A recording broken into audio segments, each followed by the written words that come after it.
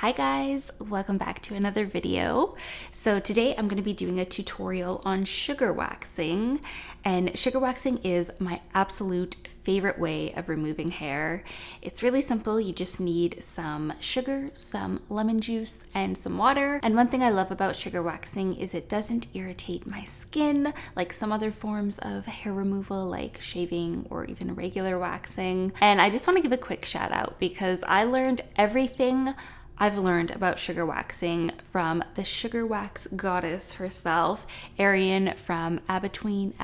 I'm not exactly sure how to pronounce her username on YouTube, but she has great, amazing videos, jam-packed with information, everything you need to know about sugar waxing. So, honestly, if you just want to go and watch her videos, I'm totally fine with that. But I still wanted to do my own video on it because it was a game changer for me, and maybe I can share it with some of you who have never tried it, and you can learn about it and try it out for yourself. And you can sugar wax pretty much anywhere on your body. However, I like to sugar wax my arms, and it's not because I don't like having arm hair or don't like the look of arm hair. The reason I like to remove my arm hair now is because I love applying body oils and moisturizers to my skin, and I would always skip my arms because I didn't like the feeling of having anything on my arm hair.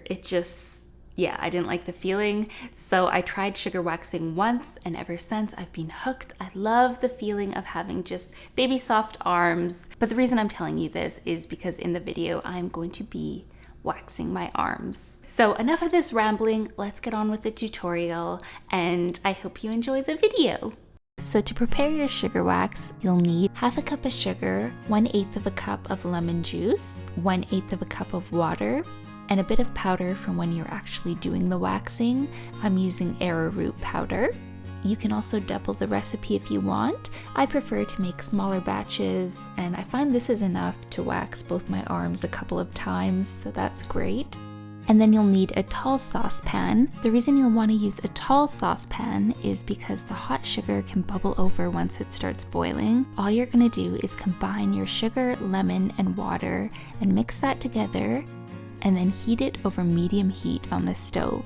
You'll want to start stirring this and just keep stirring it constantly so the sugar doesn't burn. You're not going to want to look away, you just want to keep your attention on the sugar solution because it can burn really quick. And as you can see, I have a thermometer here. I actually don't usually use a thermometer, but I had one, so I decided to use it because you want to heat it to a temperature of about 240 degrees. And if you don't have a thermometer, that's perfectly okay. You just want to keep boiling it and then take it off the stove when it turns golden brown. For me, that usually takes approximately 7 to 8 minutes. But the time it takes can vary for everybody because everybody has different stoves and different environments, so you're just gonna have to see what works for you. The longer you cook it, the harder it'll get, so be careful not to overcook it. And if you want a softer wax, just cook it for less time. Now once you believe your wax is done, you can do a test by dropping a bit into a bowl of cold water, and it'll sink to the bottom, and you should be able to grab it with your fingers and form a ball. If it stays in a liquid state and you can't form it into a ball, that means it needs to be cooked longer. I learned this trick from Arian's videos. I believe she does a different method now without water, but I just continue doing this method because I like it. Just remember to be very, very careful when you're touching the hot sugar because it can burn you really easily. And once it looks ready, you can transfer it into a storage container. So I'm using this little glass jar, and you want to just let it cool to room temperature before putting a lid on it. It'll be quite liquid when you first put it in your jar. However, after an hour, it should harden up a bit. And you can do the kneading method where you knead it before storing to help it stay soft for when you use it, but I just kneaded a bit before using instead. Alright, so here's a shot of my hairy arm, and you'll want to start with clean skin, so wash your skin before doing this, and maybe even exfoliate the day before doing this as well. And then just put a dusting of your powder on to absorb any oils on your skin. And then you're going to take some of the sugar wax out of your container, and I like to knead it a couple of times to warm it up. And then just apply it in the opposite direction of your hair growth, and then keep your skin taut, and then just rip it off in the direction of your hair growth. So just remember, always apply it in the opposite direction of your hair growth, and then remove it with your hair growth. And as you wax, your dead skin and the hair mixes with the sugar wax, so it'll turn more of an opaque and yellow color. And once you've been working with the sugar wax for a while, it'll begin to get really sticky and harder to work with. So I usually just grab some new sugar wax when this happens and continue. And if you're not wanting to use your hands, you can use a popsicle stick.